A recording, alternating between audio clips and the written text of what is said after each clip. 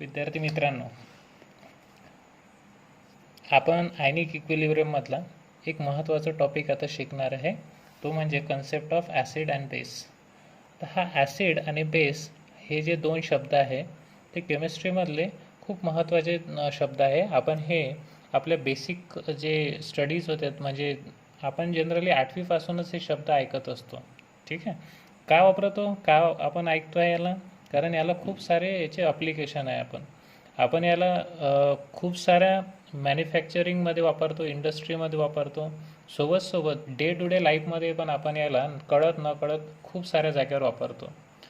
बरोबर. ऑर्गॅनिकमध्ये, इनऑर्गॅनिकमध्ये याचा खूप महत्त्वाचा रोल प्ले करतात. हे काही ॲसिड ऑर्गॅनिक असतात, काही इनऑर्गॅनिक असतात, तसंच काही बेस ऑर्गॅनिक, काही इनऑर्गॅनिक असतात. ठीक आहे, तर आता पाहू आपण की ह्याचं सगळ्यात पहिले ॲसिड बेस हे कुठून शब्द आले, त्याच्यानंतर कसं डिस्टिंग्विश करणार, याला ॲसिड म्हणायचं काही सबस्टन्सला, काही सबस्टन्सला बेस म्हणायचं, कोणत्या सबस्टन्सला काय म्हणायचं. ठीक आहे, त्याचं कोणतं नेचर आहे, ॲसिडिक आहे का बेसिक आहे, ते आता आपण पाहणार आहे. सगळ्यात पहिले आपण पाहतोय ॲसिडबद्दल. ॲसिड एकदम बेसिकमध्ये ॲसिड हा शब्द आला ॲसिटस लॅटिस वर्डपासून. ॲसिडस हा लॅटिन वर्ड आहे, लॅटिन वर्ड ज्याचं मिनिंग आहे सोअर टेस्ट. तर जुन्या काळात असे मटेरियल, असे सबस्टन्स ज्यांना सोअर टेस्ट होती, जे आंबट लागायचे, त्यांना त्या लोकांनी ॲसिड असं कन्सिडर केलं. फॉर एक्झाम्पल जर पाहतो म्हटलं आपण, हे पहिलं सपोज आपण टेस्टच्या भरोशावर जर आपण एक्झाम्पल पाहतो म्हटलं, तर सगळ्यात पहिले आपण काय घेऊ, बटर घेऊ और कर्ड घेऊ. कर्डमध्ये तुम्हाला माहीत आहे लॅक्टिक ॲसिड असते. ठीक, त्यानंतर आपण घेतलं सायट्रिक ॲसिड, सायट्रिक फ्रूटमध्ये असते हे, बरोबर. त्याच्यानंतर व्हिनेगार. हे कसे जनरल ह्या गोष्टी अवेलेबल होत्या त्या काळात, आणि ह्या तिन्ही जर गोष्टी घेतल्या आपण, तशाच प्रकारे आपण हे असते चिंच असते. चिंच पण आपल्याला कसं लागते, सोअर इन टेस्ट असते. त्याच्यात पण एक ॲसिड असते, त्याचं नाव आहे टार्टारिक ॲसिड. तर अशा प्रकारे सबस्टन्स ज्याला सोअर इन टेस्ट असतात त्याला जुन्या काळात ॲसिड असं म्हटलं, on the basis of test. बरोबर. पण पुष्कळ सारे असे ॲसिड्स होते की ज्याला आपण टेस्ट नाही करू शकत, म्हणजे त्याची टेस्ट आपण करू शकत नाही. बरोबर, कारण ते डेंजर असते. तर अशा वेळेस आपण त्याची pH पेपर टेस्ट करतो. pH पेपर टेस्ट, त्याच्या भरोशावर सांगतो आपण की तो सबस्टन्स काय आहे, ॲसिड आहे का बेस आहे. काय करतो आपण, जर सपोज एक टेस्ट ट्यूब घेतली, या टेस्ट ट्यूबमध्ये ते सोल्युशन घेतो. बरोबर, सोल्युशन, त्या सोल्युशननी जर सपोज ब्लू लिटमसला रेडमध्ये कन्वर्ट केलं, टर्न्स रेड. ठीक आहे, बरोबर. तर अशा सबस्टन्सला आपण काय म्हणतो, पुन्हा ॲसिड म्हणतो. हे आपण 10वीत शिकलो आहे.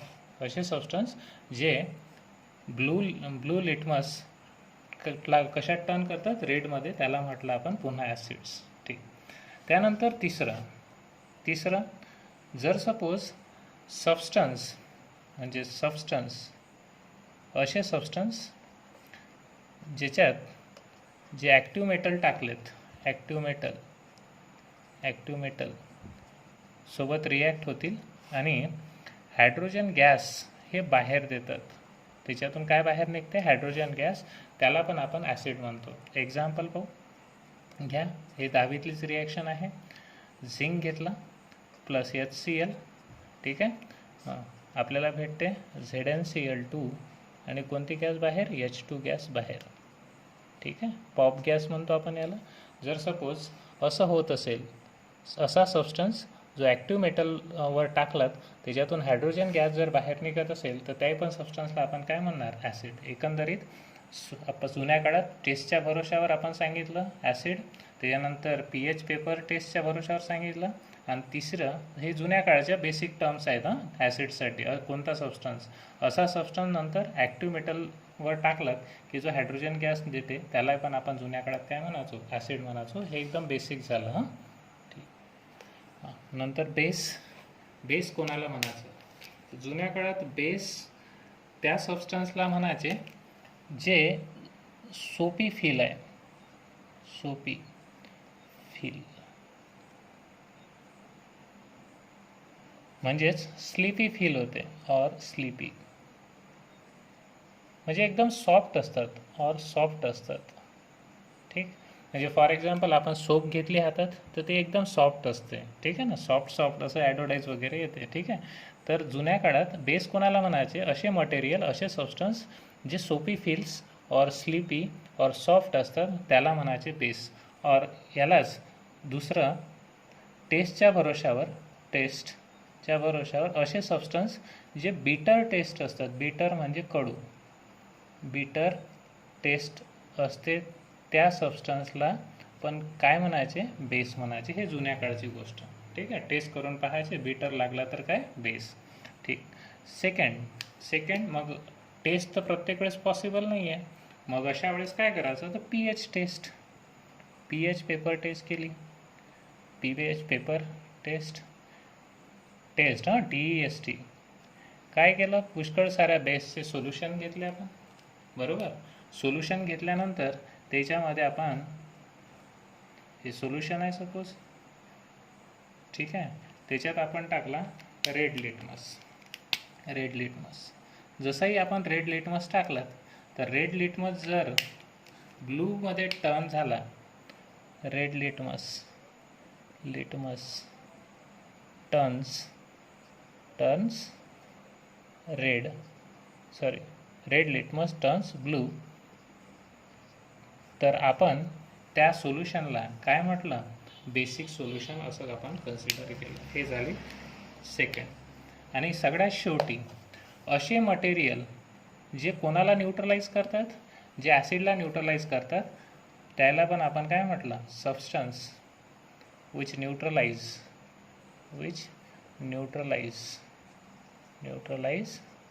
Acid is also called base. हे जुन्या काळच्या काही टर्म्स झाल्या, बरोबर. कशाच्या रिलेटेड, ॲसिड बेस. कोणाला ॲसिड म्हणायचं, कोणाला बेस म्हणायचं. जुन्या काळात एवढ्याच लिमिटेड काही कॅरेक्टरायझेशन होते ॲसिड बेसचे, त्याच्या भरोशावर सांगितलं. आता हे काही सफिशियंट नाही वाटलं आपल्याला, म्हणून पुष्कळ साऱ्या केमिकल थेरीज आल्या. केमिकल थेरीजच्या मदतीने केमिकल थेरीजच्या मदतीने आपण एक कंपाऊंड कसा ॲसिडिक आहे किंवा कसा बेसिक आहे ते पटवून द्यायचा प्रयत्न केला आहे. ठीक आहे, चला, तर हे सगळ्यात बेसिक झालं. तर आतापर्यंत आपण काही बेसिक कॅरेक्टरायझेशनच्या भरोशावर सबस्टन्स ॲसिडिक आहे का बेसिक आहे ते आपण त्याची माहिती करून घेतली. पण केमिस्ट्रीमध्ये असं नाही होत की एखादा कंपाऊंड ॲसिडिक आहे का बेसिक आहे ते समजावून सांगण्यासाठी काहीतरी एक कन्सेप्ट पाहिजे. तर हे पुट करायचं काम एक थेअरीने केलं. सगळ्यात पहिली थेअरी होती अरिनस थेरीज, बरोबर. अरिनस थेअरी आणि एक कन्सेप्टनुसार ॲसिड बेस समजावून सांगायचा प्रयत्न केला, बरोबर. याचे काही लिमिटेशन असेल म्हणून दुसरी थेअरी आली, बरोबर. याचे काही लिमिटेशन असेल, दुसऱ्या थेअरीचं नाव होतं ब्रोन्स्टेड लोअरी कन्सेप्ट, बरोबर. यांनी पण पुष्कळ साऱ्या ॲसिड अँड बेसला न्याय द्यायचा प्रयत्न केला, पण याचे जे लिमिटेशन आहे ते ओव्हरकम करण्यासाठी तिसरी थेअरी म्हणजे लेविस कन्सेप्ट आला. अशा प्रकारे आपण एक थेअरीज पाहणार आहे, कशामध्ये, ॲसिड बेस कन्सेप्टमध्ये, की या थेअरीच्या अकॉर्डिंग कोणाला ॲसिड कोणाला बेस म्हणायचं ते कसं पटवून दिलं आहे. तर सगळ्यात पहिले अरिनस थेअरी. अरिनस नावाचे सायंटिस्ट आहे ज्यांचं खूप सारं कॉन्ट्रीब्युशन आहे केमिस्ट्रीमध्ये, स्पेशली फिजिकल केमिस्ट्रीमध्ये यांचं कॉन्ट्रीब्युशन आहे. बेसिक सायंटिस्ट म्हणून यांना आपण ओळखतो. केमिकल कायनेटिक्समध्ये पण याचं काम आहे. त्यांनी सांगितलं की रेट ऑफ रिॲक्शन आणि टेम्परेचरचं काय रिलेशन आहे ते आपण नंतर पाहणारच आहे. ठीक आहे, अरिनसने काय कन्सिडर केलं, जरा लक्ष द्या.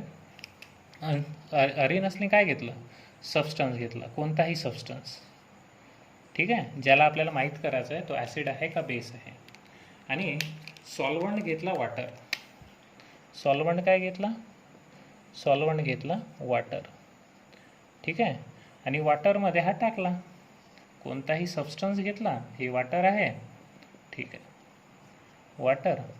वॉटरमध्ये जर कोणताही सबस्टन्स आपण टाकला तर रिझल्टंट जे सोल्युशन बनते त्याला काय म्हणतो आपण, ॲक्वायस सोल्युशन. हे सोल्युशन कसं होईल याचं, ॲक्वायस सोल्युशन. ठीक आहे. ठीक. कोणताही सबस्टन्स कशात टाकला त्याने, वॉटरमध्ये. आणि वॉटरमध्ये टाकल्यानंतर त्याचं जे ॲक्वायस सोल्युशन बनून राहिलं त्या सोल्युशनमध्ये त्याने काळजीपूर्वक पाहिलं. बरोबर. फॉर एक्झाम्पल HCl याचं ॲक्वायस सोल्युशन आहे. ॲक्वायस सोल्युशनमध्ये काळजीपूर्वक पाहायला आपण स्ट्रॉंग ॲसिड आहे. हा स्ट्रॉंग ॲसिड असेल तर काय देईल, H+ देईल, हा पण ॲक्वायस असेल, आणि Cl- देईल. ठीक आहे. बरोबर. हा सबस्टन्स घेतला कोणता, HCl. कशात टाकलं याला, वॉटरमध्ये टाकलं, त्याचं ॲक्वायस सोल्युशन बनलं. आपण पाहिलं की हा स्ट्रॉंग ॲसिड आहे. स्ट्रॉंग ॲसिड आहे म्हणजेच स्ट्रॉंग इलेक्ट्रोलाइट आहे. हा काय देते, हा H+ देते आणि Cl- देते. ठीक आहे. त्याच्यानंतर त्याने दुसरं काय घेतलं, HNO3 घेतलं. हे पण ॲक्वायस घेतलं. याचं सोल्युशन काळजीपूर्वक आतमध्ये घुसून पाहिलं तर याच्या सोल्युशनमध्ये काय दिसून राहिलं, फ्री H+ आणि NO3-. त्याच्यानंतर तिसरं H2SO4 घेतलं ॲक्वायस सोल्युशन. त्याच्यात पाहिलं त्याला तर फ्री काय दिसले, H+ आणि SO4 डायनिगेटिव्ह. बरोबर. म्हणजे सगळ्यात पहिले तर कोणताही सबस्टन्स जो ॲसिड बेस चेक करायचा आहे त्याने कशात टाकलं, वॉटरमध्ये. वॉटरमध्ये त्याचं कोणतं सोल्युशन बनलं, ॲक्वायस. ॲक्वायस सोल्युशनमध्ये काळजीपूर्वक पाहिलं. ॲक्वायस सोल्युशनमध्ये जर फ्री H+ आपल्याला भेटत असेल त्या सबस्टन्सपासून तर त्याला म्हणायचं ॲसिड. असं कोणाचं म्हणणं होतं, अरिनस. बरोबर. बरोबर. चला लक्ष द्या आता जरा. आता एक अजून एक कन्सेप्ट असा होऊ शकते इथं की H+ जसं ही पाण्यात आहे तर हे वॉटरसोबत रिॲक्ट होईल. ठीक आहे. आपल्याला माहीत आहे काय तयार होईल, हायड्रोनियम आयन. म्हणून H+ असू द्या का H3O+ असू द्या एकच गोष्ट. कारण H+ हा एवढा लहान आणि ॲक्टिव्ह रॅडिकल आहे की तो एकटा राहूच नाही शकत. एकट्याचं खूप भीती लागते, म्हणून तो कोणासोबत अटॅच होते, वॉटरसोबत, आणि काय बनवते, हायड्रोनियम आयन. ठीक आहे ना. चला. तर जुन्या काळामध्ये अरिनसने काय म्हटलं की असे सबस्टन्स ज्याच्या स्ट्रक्चरमध्ये पहिली गोष्ट तर काय आहे, हायड्रोजन आहे. ठीक आहे. जरा व्यवस्थित पाहून घ्या. हायड्रोजन आहे आणि त्यांना त्यांच्या ॲक्वायस सोल्युशनमध्ये जर काळजीपूर्वक पाहिलं किंवा पाण्यात त्यांना टाकलं तर ते काय देतात, फ्री H+ देतात. काय देतात, फ्री H+. तर त्या सबस्टन्सला काय म्हटलं त्यांनी, ॲसिड. बरोबर. म्हणजे अरिनसनुसार कोणताही सबस्टन्स ॲसिड आहे का नाही आहे तर चेक करायसाठी आपल्याला कशात टाकायला लागेल, सॉल्वंट वॉटरमध्ये. बरोबर. आणि वॉटरमध्ये टाकल्यानंतर तो जर H+ देत असेल तर त्या सबस्टन्सला आपण काय म्हणायचं, ॲसिडिक म्हणायचं. असं कोणाचं म्हणणं होतं, अरिनस. ठीक आहे. चला. मग अरिनसनुसार ॲसिड कोणाला म्हणायचं, acid substance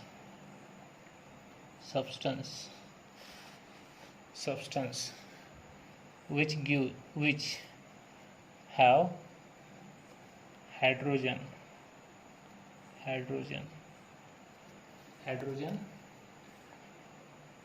in its structure and gives H+ or proton in its aqueous solution or in water. असे सबस्टन्स जे पाण्यात टाकल्यानंतर H+ देतात त्याला काय म्हटलं आपण, ॲसिड. सोप्या भाषेत पुस्तकानुसार सबस्टन्स ज्याच्या स्ट्रक्चरमध्ये काय आहे, हायड्रोजन आहेच. बरोबर. पहिली गोष्ट. आणि दुसरी गोष्ट त्याच्या ॲक्वायस सोल्युशनमध्ये पाण्यात टाकलं की ते काय देतात, H+ देतात. त्याला काय म्हणलं आपण, ॲसिड. सोप्या भाषेत असंही लिहिलंच चालते, substance which gives H+ in water is non as acids. कोणते ॲसिड्स, अरिनस ॲसिड. एक्झाम्पल आहे HCl का, कारण ॲक्वायस HCl जर घेतलं तर हा काय देते, H+ ॲक्वायस आणि प्लस Cl- ॲक्वायस. ठीक आहे. ज्याच्या स्ट्रक्चरमध्ये काय काय आहे, H आहे आणि त्याला पाण्यात टाकल्यानंतर तो H+ देते त्याला म्हटलं आपण काय आहे, ॲसिड, अरिनस ॲसिड. ठीक. चला दुसरं एक्झाम्पल. हे झालं पहिलं. दुसरं एक्झाम्पल HNO3. तिसरं एक्झाम्पल H2SO4, चौथं एक्झाम्पल H3PO4. पाहून घ्यायचं ज्याच्या स्ट्रक्चरमध्ये काय आहे H आहे. नंतर पाचवं एक्झाम्पल HClO4, पाचवं एक्झाम्पल सहावं एक्झाम्पल CH3COOH, H आहे त्याच्या स्ट्रक्चरमध्ये, त्याला आपण काय म्हटलं ॲसिड्स. तर अशा प्रकारे या सबस्टन्सला ॲसिड म्हणायचं. ठीक आहे, हे झालं ॲसिडबद्दल. आता अरिनसने बेस कोणाला म्हटलं, बेस.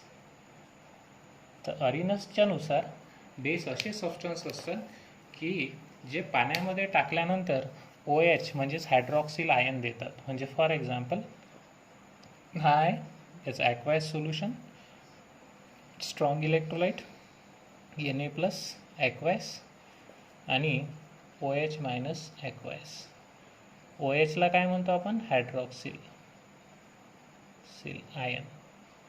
तर असे सबस्टन्स जे पाण्यात टाकल्यानंतर हायड्रॉक्सिल आयन देतात त्याला म्हणायचं आपण काय अरिनस बेस. ठीक. तर बेस सबस्टन्स which gives, सोप्या भाषेत, which gives हायड्रॉक्सिल आयन म्हणजेच काय OH- in aqueous solution or in water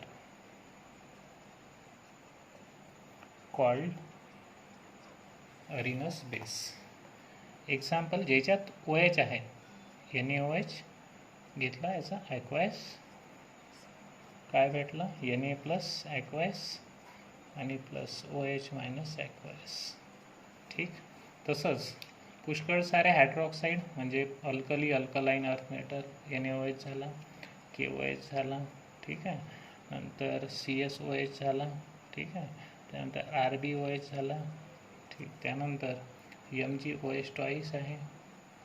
ठीक. CaOH ट्वाईस आहे हायड्रॉक्साईड, AlOH थ्राईस आहे.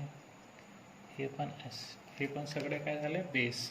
FeOH थ्राईस आहे.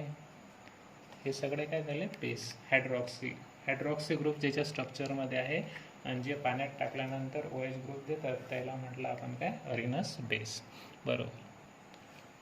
तसं अरिनसने पुष्कळ साऱ्या मटेरियलला म्हणजे त्या काळात ॲसिड आहे बेस आहे असा ओळखायचा प्रयत्न केला. कायच्या भरोश्यावर H+ आणि कशाच्या OH- असे सबस्टन्स H+ देतात त्याला ॲसिड म्हटलं. कशामध्ये OH- देतात त्याला काय म्हटलं बेस. कशामध्ये पण वॉटरमध्ये. बरोबर. वॉटरमध्येच पण म्हणजेच त्यांनी कोणती सिस्टीम कन्सिडर केली ॲक्वायस. बरोबर. म्हणून this concept is related with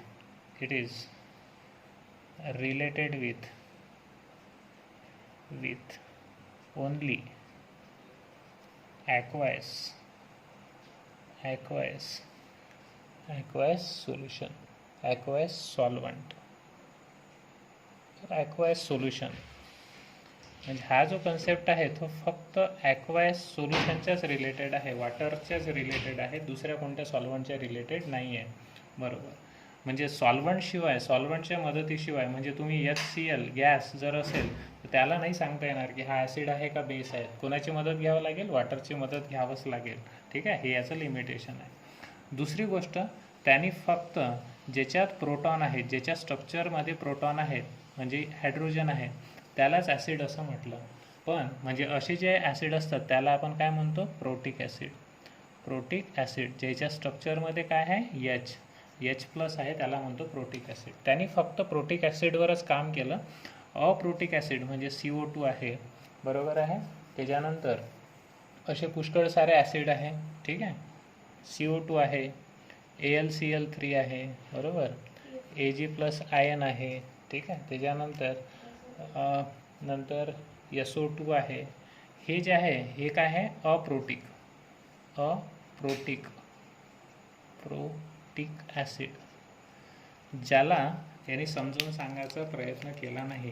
कारण याच्या स्ट्रक्चरमध्ये ॲसिड असूनही काय नाही आहे H+ नाही आहे म्हणून त्यांनी समजून सांगायचा प्रयत्न केला नाही. बरोबर. म्हणजे दुसरं लिमिटेशन काय आहे, it explains only this concept is related with काय फक्त प्रोटिक ॲसिड्स.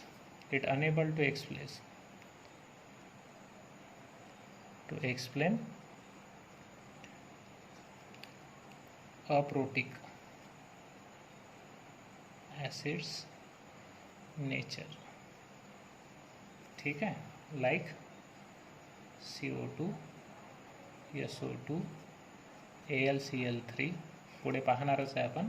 ठीक आहे, त्यानंतर प्लस नंतर FeCl3. ठीक आहे, हे जे मटेरियल आहे ते ॲसिड आहे हे समजून सांगायचं म्हणजे सांगता आलं नाही त्याला. ठीक आहे, तर अशा प्रकारे आपण आज पहिली सिस्टम, पहिली कन्सेप्ट, पहिली थेअरी पाहिली. थेअरीचं नाव होतं अरिनस थेअरी. ठीक आहे, आता हे जे ओव्हरकम करण्यासाठी एक समोरची थेअरी येणार आहे.